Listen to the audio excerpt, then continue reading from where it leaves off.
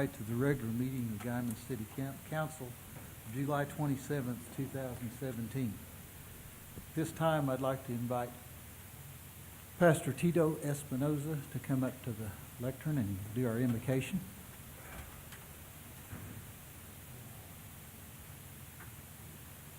Let us pray. Father, for the gift of this day, we thank you. And for our safe communities, we are most grateful. Now, as we gather in this room, may you lead with wisdom the members of this city council as they deal with the issues on the agenda for this day. We thank you for their service and bless them. This we pray in Jesus' name. Amen. Amen.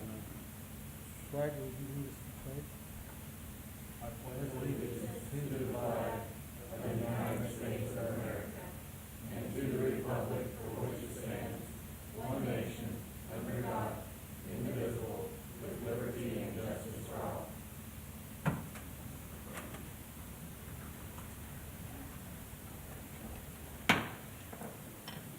Agenda item number 2 is attendance roll call. Peterson, Aye.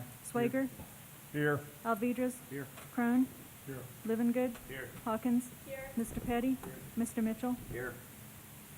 Agenda item number 3 is approval of the consent agenda. I'll make a motion that we approve the consent agenda. Second. Have a motion and a second. Crone, Aye. Livengood, Aye. Swager, Aye. Alvidrez, Aye. Peterson. Aye. We have 5 ayes. Agenda item number 4 is public comments and announcements. Public comments and announcements. Agenda item number 5 is presentation of the 2016 audit and performative by Crawford and Associates and acceptance of the audits. Ms. Twyman, it's all yours.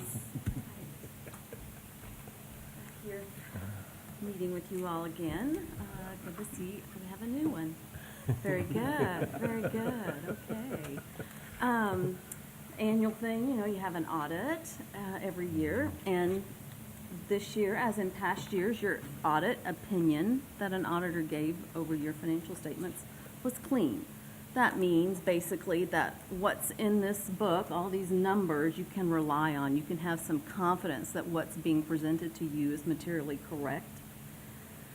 And while that's a good thing, and we all want to have confidence in what's in there, it doesn't really tell us a whole lot about what those numbers mean and the story that they tell, unless you're just a really savvy financial person, and you like digging into this stuff. It's kind of difficult to read this whole book.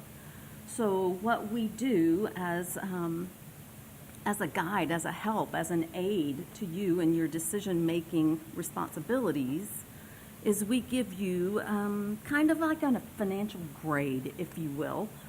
We do that by taking several different ratios that we develop from the numbers that are in this big book and kind of give you a composite overall look at your finances for this past year. So you should have a performer in front of you. I'm going to go over a few of the ones that changed the most, whether that be for good or for bad. And you remember last year when I was here, we had some issues that we needed to address regarding our cash reserves, and y'all did, correct those problems. And so you would think, wow, our score's going to go up this year. Well, it did not go up this year because there were other areas that were pretty heavily weighted ratios. Every ratio that we do in this performator doesn't carry the same level of importance. Some carry more weight than others. Well, these two in particular that made the overall rating go from a 6.5 to a 5.6 are pretty important, and they're weighted pretty heavily. So that's the reason why it went down rather than up like some of you may have anticipated. So when we do these ratios, we put them in 3 different categories. The first we call financial position, and that are ratios that tell what happened at a particular point in time. For us, it's December 31st because that's when our year end is. And it looks mainly at balance sheet items, what we own, what we owe, what's left over. How does that look at December 31st? Those ratios relate to that. And 6.3, you know, in the middle of these three different categories of financial ratios. The second one that we look at is not just a snapshot of a point in time. It's actually what happened over the year, the whole year of 2016. We call those financial performance ratios. How did you perform over the whole year? That's the lowest rating that you have. And the two items that cause that to be the lowest relate to sales tax and the drop that you had, and also business type activities being able to cover their operating expenses with charge for service revenue. So those two items are the biggest reason why this dropped this year. And then the last section of ratios that we look at, we call financial capability. That measures your ability to go out and get more financing or more funding. What's your ability to be able to do that? And that's the highest rating that you have. So we're going to look at a few of these that got better. We'll start with the good stuff first. On page 8, if you'll remember, last year, our general fund balance had some problems. In fact, it was the unassigned portion of it was negative. So we took some action. We issued a note, and we replenished our cash balances. Also, we made some transfers to take care of some negative fund balances. We transferred from the utility authority.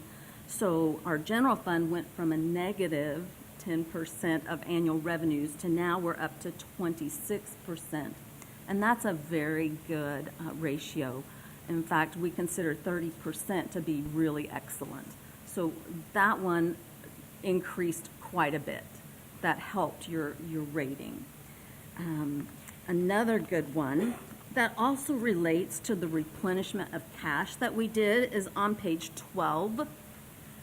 That's the quick ratio, and what that measures is how much cash do we have on hand to be able to pay our bills that are due in the next 30 to 60 days.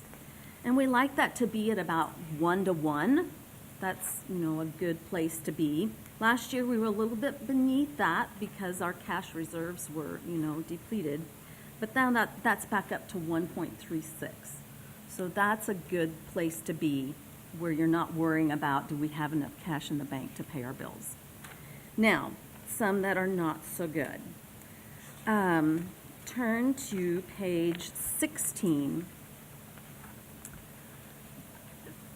Every year, all the way back to 2005, our business type activities have always covered their operating costs. And when I say business type activities, I'm talking about mainly utilities, your gas, your water, your sewer, your sanitation.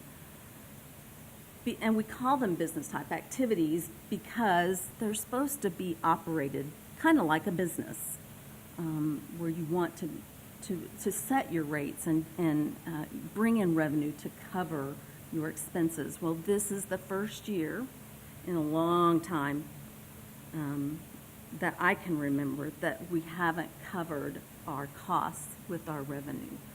Now, one thing good, that you've already taken some action to try to address that effective January 1st. I know you raised rates, so that will help in 2017. The other side of that coin, though, are the expenses. And the expenses increased mainly due to IBTS, outsourced services, that the contract that you entered into, those expenses increased. It caused, some of these activities to go negative. The two activities that weren't negative were gas and water.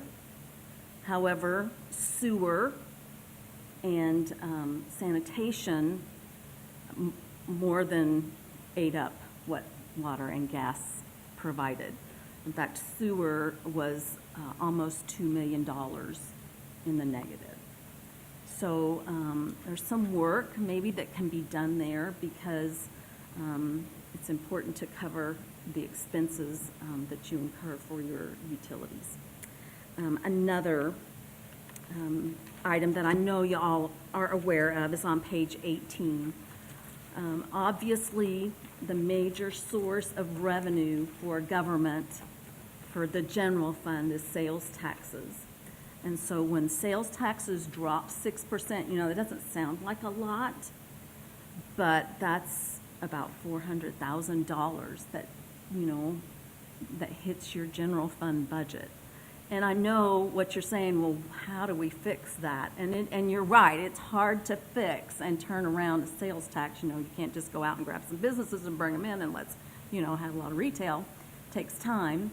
Plus, the economy has something to do with that too.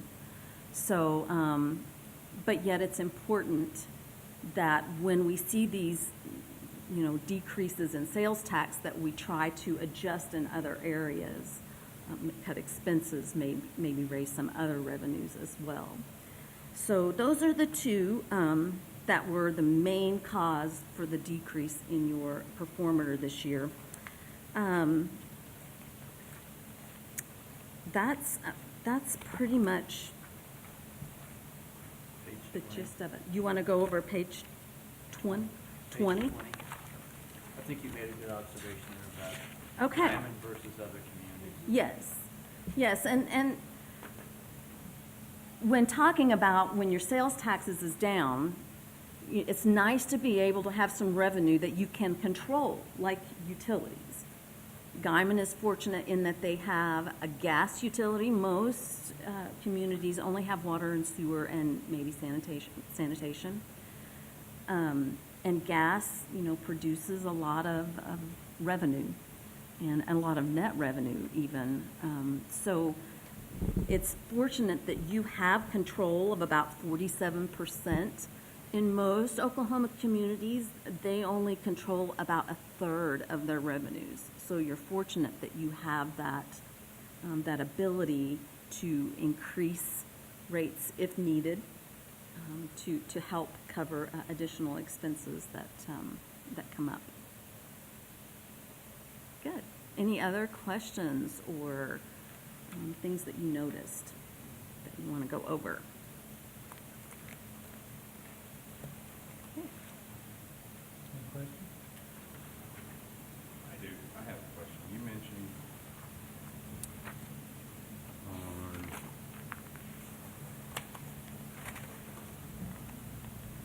page 16, 16. you mentioned IBTS. What, Mhm. can you expand on that a little bit, please?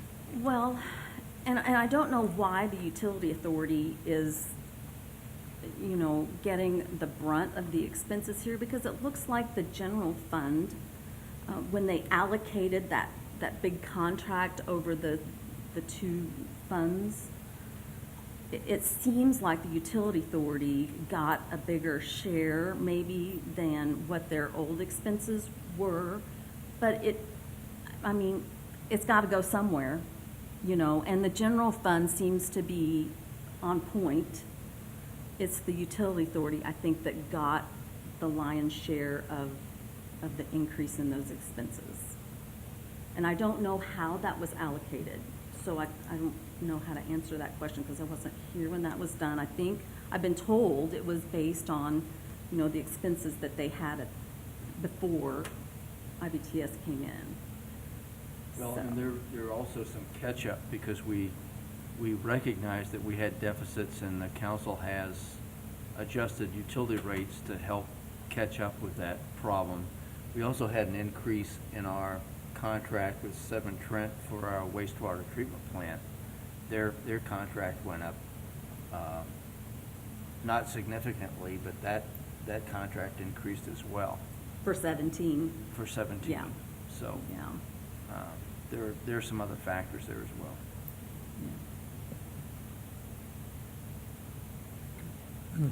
Any other questions? All right.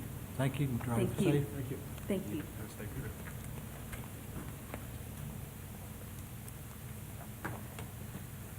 Agenda item number 6 is discussion and possible action on approval of resolution 1711. Agenda item number 6, I would like to have somebody make a motion, we table that.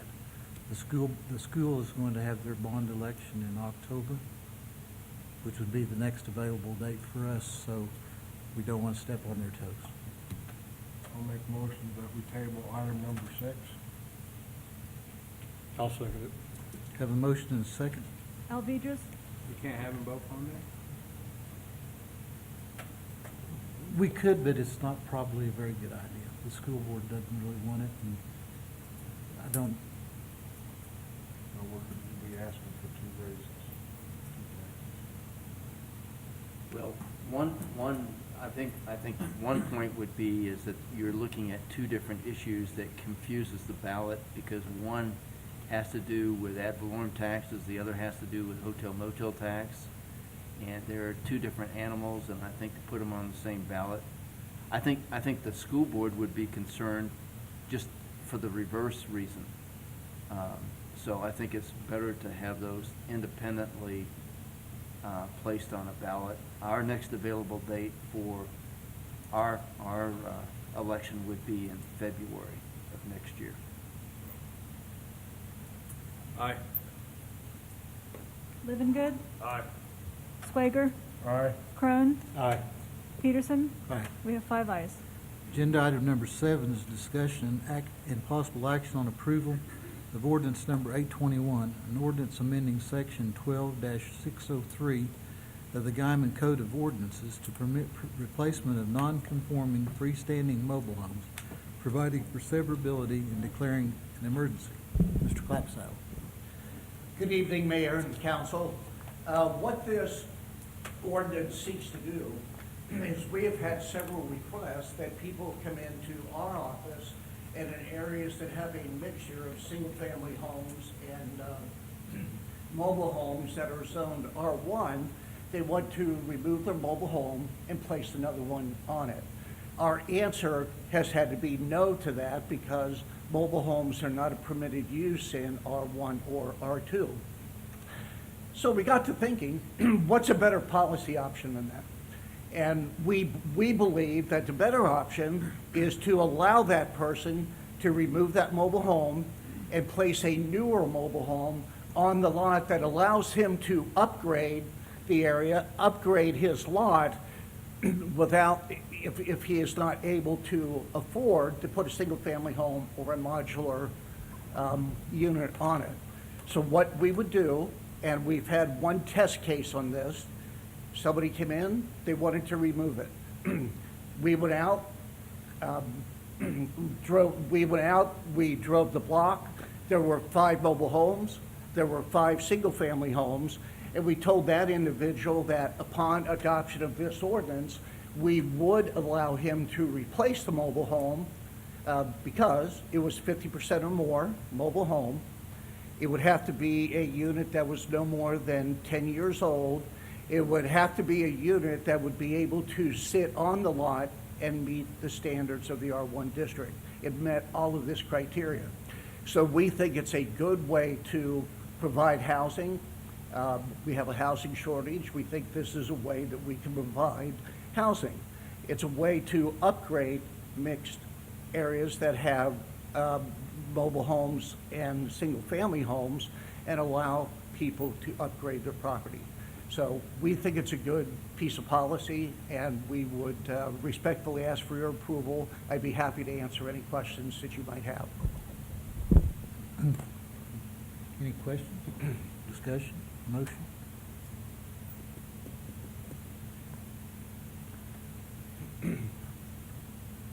Well, I'll make a motion that we approve ordinance number 821 to permit replacement of non-conforming freestanding mobile homes. I'll second it. Have a motion and a second. Alvedras, Aye. Living Good, Aye. Swager, Aye. Crone, Aye. Peterson. Aye. We have 5 ayes. Need to Make a declare it. motion to declare it an emergency. I'll second it. Have a motion and a second. Living Good, Aye. Alvedras, Aye. Swager, Aye. Crone, Aye. Peterson. Aye. We have 5 ayes. Agenda item number 8 is, thank you, Mr. Clapside. Agenda item number 8 is discussion and possible action on approval of invoice to Western Enterprises Incorporated, the amount of $25,000 for the 4th of July fireworks display, which is phenomenal, I thought. Do I have a motion? I make a motion that we approve the invoice to Western Enterprises Incorporated, item 8. Second. Have a motion and a second. Swager, Aye. Crone, Aye. Alvedras. Aye. Living Good. Aye. Peterson. Aye. We have 5 ayes. Agenda item number 9 is discussion and possible action on approval of invoice number 350252 in the amount of $21,948.44 to Guymon WMOP LLC, which is Pioneer Plaza, for the 2016 sales tax rebate. This is the first year, initial year of payment under this incentive agreement for this development. And this is the one north of Walmart. Yes. Any discussion? Do you have the numbers on what it brought in versus what we're paying out? The formula is 50% of the actual sales tax collected for that development. So you go through the calculation for each of the retail businesses, total those up, and the rebate is 50% of that number. So it's basically 1 cent of the 2 cents? Yes. Yes. Any discussion, questions? Motion? I make a motion that we approve invoice number 350252, item 9. Second. Have a motion and a second. Crone, Aye. Living Good, Aye. Swager, Nay. Alvedras, Aye. Peterson. Aye. We have 3 ayes and 2 nays. Agenda item number 10 is discussion and possible action of approval of invoice number 3882 to the Chamber of Commerce in the amount of $20,000 for the 2017 Pioneer Days Rodeo sponsorship. Ms. Jada. How are y'all this evening? Good. You Good. We had some rain. It's kind of nice. Okay, so what can I answer for you? I know that there's probably a big, I don't know if you all, did you happen to get the stuff from Elvia? I did, but I didn't pass it out. Okay, okay. I know that we had 2 members of the council at the Convention and Tourism meeting, so they probably heard all this before. We had 960-some contestants, and that was probably the most that we'd had in a while. So it was a really good turnout for contestants, even though we had a day and a half of slack that was underwater. So we made it work. But as far as the final report goes, Convention and Tourism, we discussed the event. The event did lose money. The event is under reconstruction, I guess you can say. We're taking in a lot of consideration to revamp, change some things, do some different things. We'll probably be cutting out the Saturday afternoon performance because it doesn't equate very well. And that will give people time to go to the carnival and hopefully spend money at the carnival.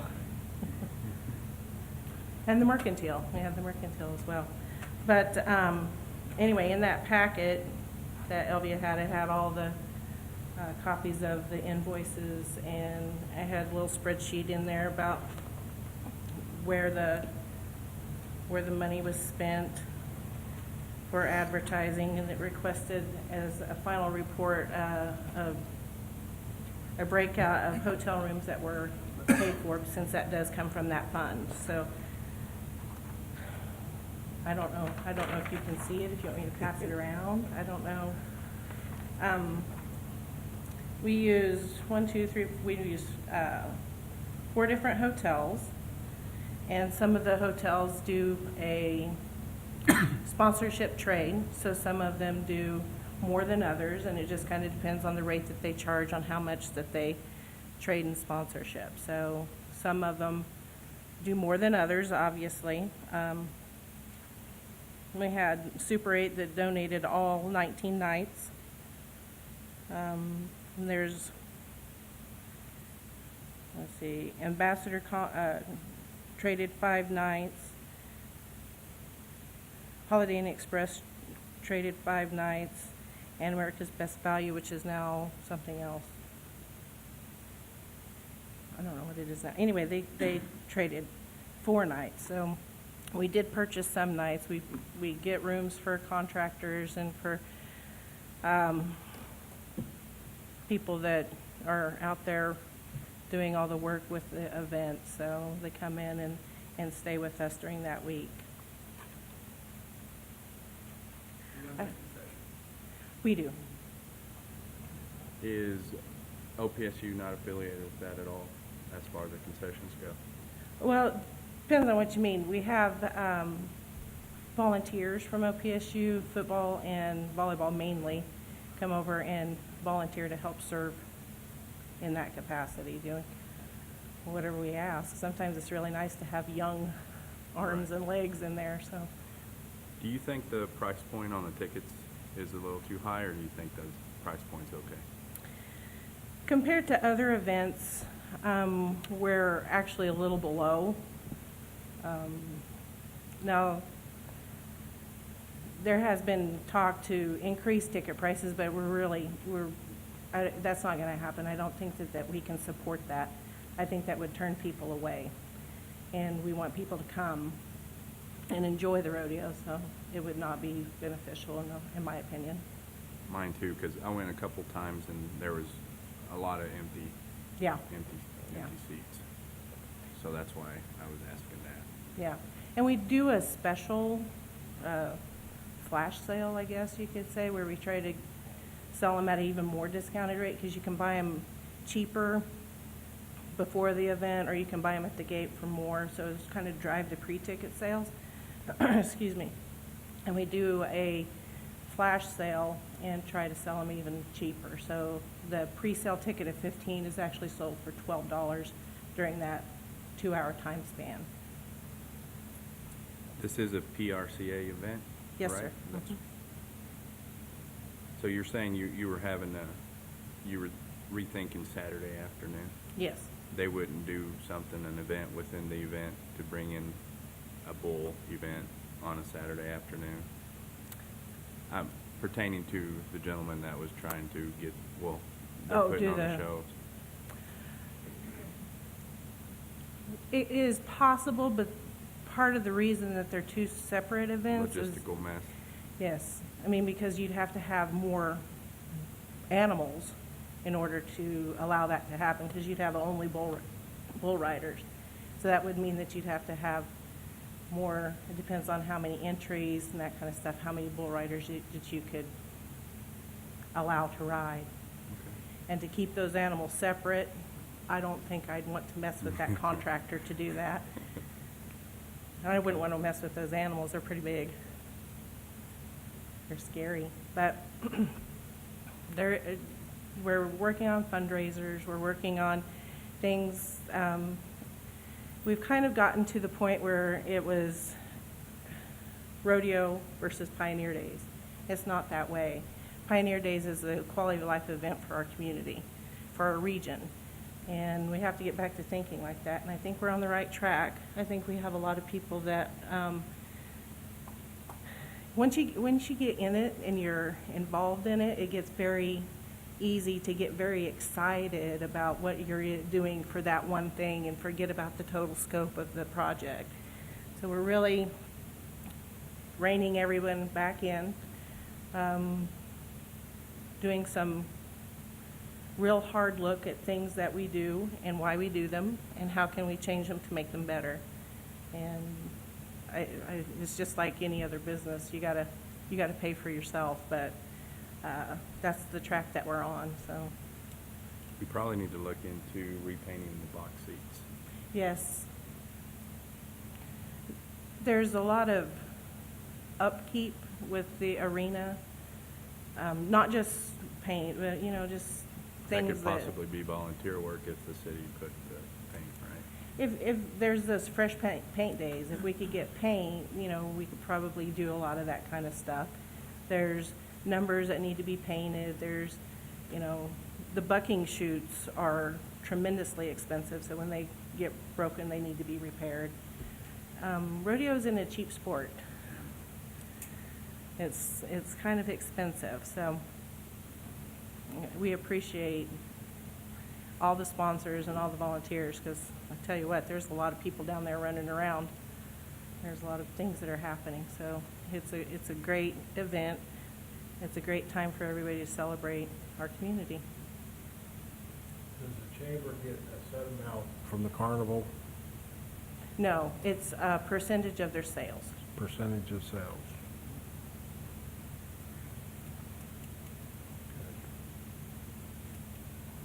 Do you have any way to verify their sales?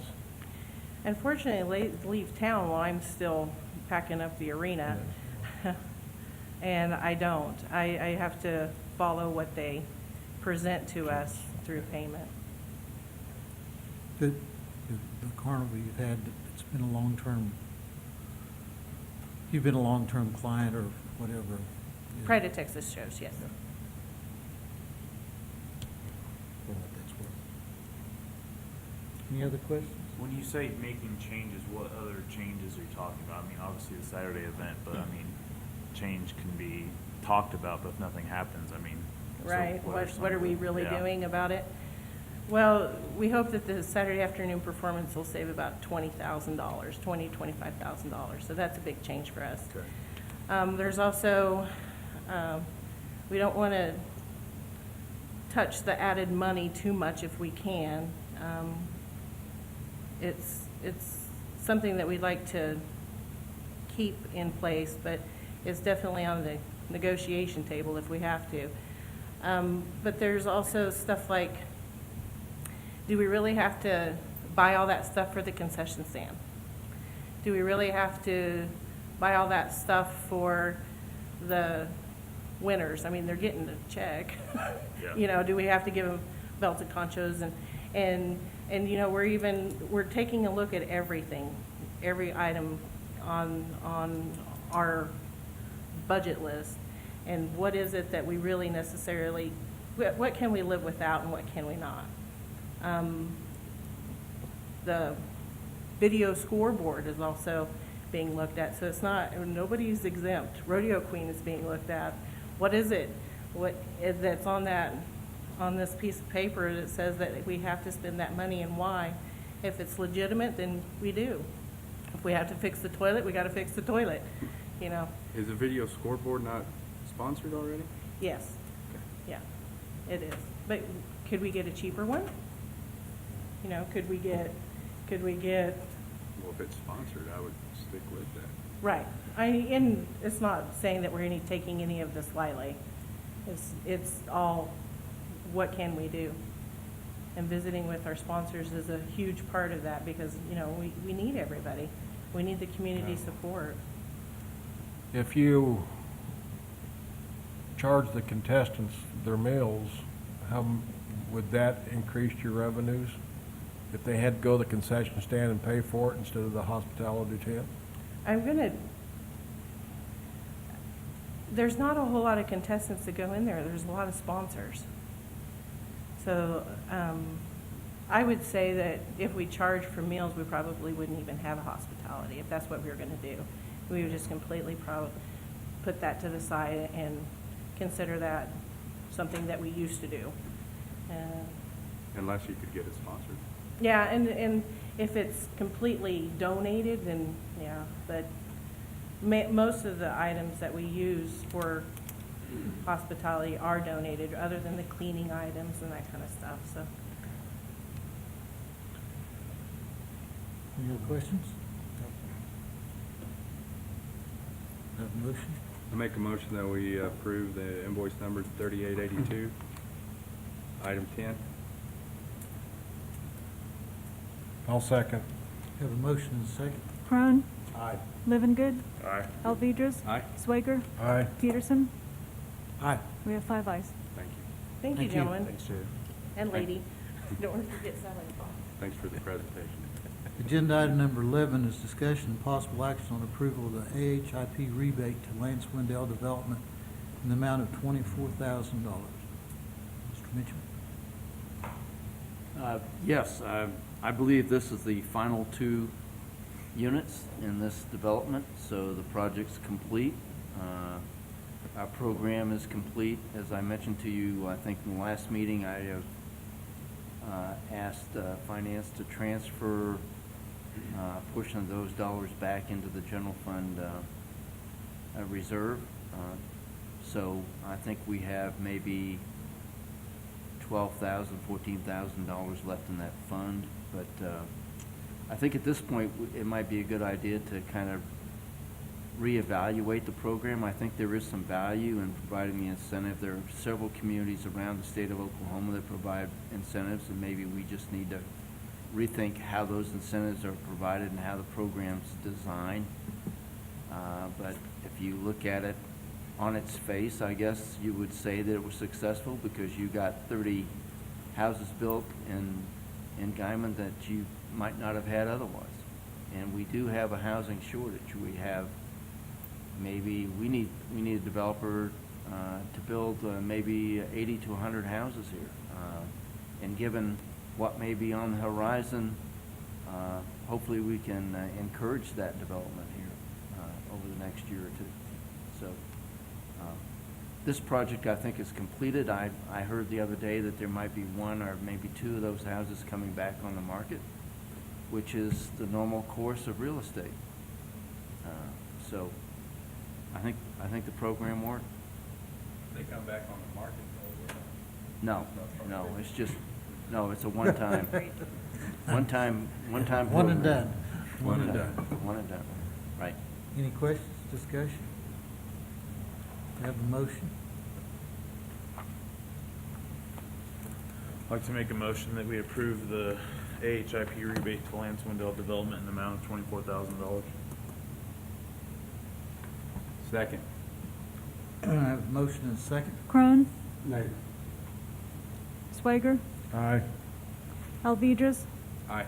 Living Good, Aye. Peterson. Aye. We have 4 ayes and 1 nay. Agenda item number 12 is discussion and possible action to accept the Convention and Tourism Board's recommendation to appoint either Larry Bueller or Josh Setzer to fill a vacancy with the term ending in 2018. Both of those gentlemen are present in the audience tonight. Can I have the motion, the discussion, the motion? Why couldn't we have both? We only have one opening. But we can change those, the rules on the convention and We'd tourism. we'd have to do a resolution to do that. I'd like to make a motion that we appoint Larry Bueller to the Convention and Tourism Board. I'll second. Did that answer your question, Sergio? Yes, We would have to it did. redo a We're just- resolution that Yeah, we're establishes dragging our that. feet on coming up with revamping that, so I'll take the blame for that. Have a motion and a second. Alvedras,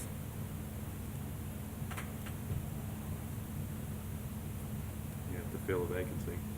Aye. Living Good, Aye. Crone, Aye. Swager, Aye. Peterson. Aye. We have 5 ayes. Agenda item number 13 is reports and comments from the city manager or council members. Yeah, I have several. You have a notebook in front of you. In the notebook, you will find 2 products, I guess to say it generally speaking.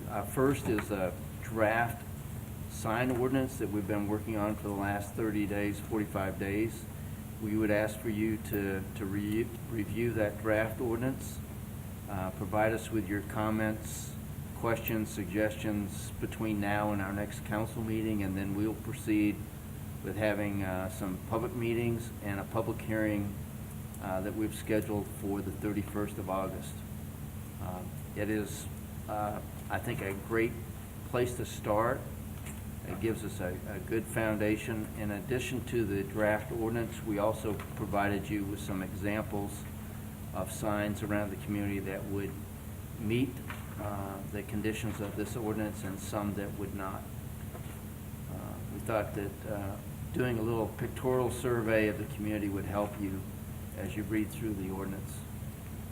David did a lot of the work on the ordinance, and I critiqued his work. So he gets all the credit. You can give me all the blame, I Are you guess. saying we need pictures? What's that? Are you saying we need pictures? That's what he's saying. Yes, Yes, yes. some people just don't That's what have I'm to saying. Yeah. I'm a very visual person, so I had to have pictures too. We were trying to figure out what 60, 80 feet looks like, you know, and when you stand under a sign, you think, oh, that might be 50 feet, and you find out it's 75 feet, so it's hard to really measure and gauge. But I think this is a great start for a sign ordinance. The other one is an RFP for our soccer project, our soccer complex, and unless we hear any objections tonight, we plan to proceed with sending that RFP out for proposals, and hopefully we'll receive 4 or 5, and we'll do an initial review of those proposals and then bring the final 3 or 4 to the council for your review and schedule interviews at that time. So we're ready to get started on this project as well. And then the third handout I have for you is a memo covering boards and commissions. It's an overview of the workshop that we did on June 8th.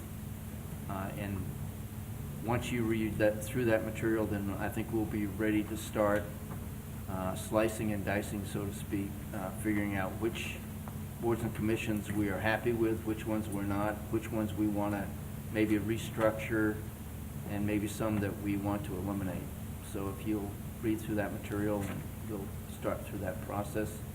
And then the final thing is that I would ask or request an executive session for the August 10th council meeting to discuss real estate issues. And we can do that either before or after the council meeting, whichever you prefer. Oh, by the way, I'm leaving for vacation very shortly. The number to call is, I do have a cell phone number that may work, but I wouldn't guarantee that my city phone will work in northern Maine, so. We understand. Okay, We understand. great. Any other reports? Anybody have anything? Just a reminder, hopefully we'll get some rain the next few days, but reminder, we do have a well down and that we are trying to conserve water.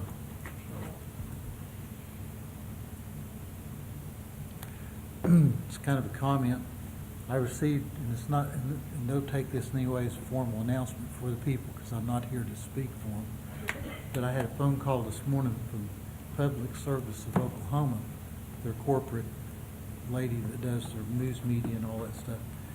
And they have entered into agreement to purchase the output from the wind farm that's going to go in north of town. They've got started. They put out a press release. And I don't know the exact number of turbines.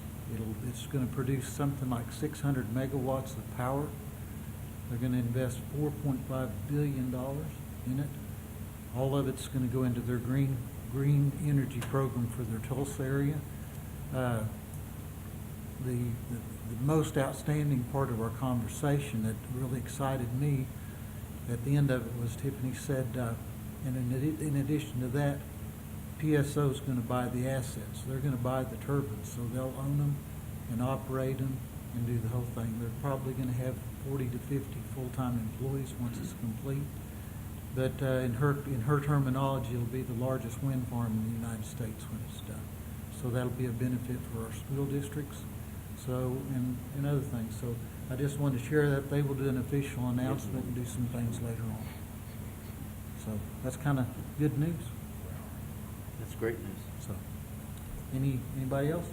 Yes, we had some visitors earlier this month from Senator Inhofe's office, and it was a state director and field rep, and they seem to think that they want to get more involved with western Oklahoma.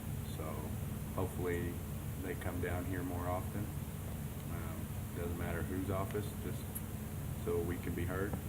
And it was nice. It was good to have him in the area. Anything else? Any new business? We stand adjourned as the Guymon City Council. We'll reconvene as the Guymon Utilities Authority. We've already done agenda item number 2. Agenda item number 3 is public comments and announcements. Agenda item number 4 is new business. Stand adjourned as the Guymon Utilities Authority. We'll reconvene as the regular meeting of the Guymon Housing Authority. Agenda item number 2 is to approve the minutes of the June 8th, 2017 meeting. I have a motion. I make a motion that we approve the minutes of the June 8th, 2017 meeting, item 2. I'll second. I have a motion and a second. Crone, Aye. Livengood, Aye. Alvedras, Aye. Swager, Aye. Peterson. Aye. We have 5 ayes.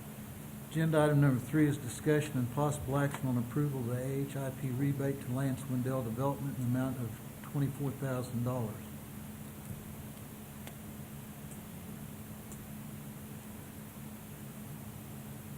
I make a motion that we approve the development amount of 24,000. Second. Have a motion and a second. Crone, Aye. Livengood, Aye. Swager, Aye. Alvedras, Aye. Peterson. Aye. We have 4 ayes and 1 nay. Thank you, everybody. We are adjourned. Thanks for coming.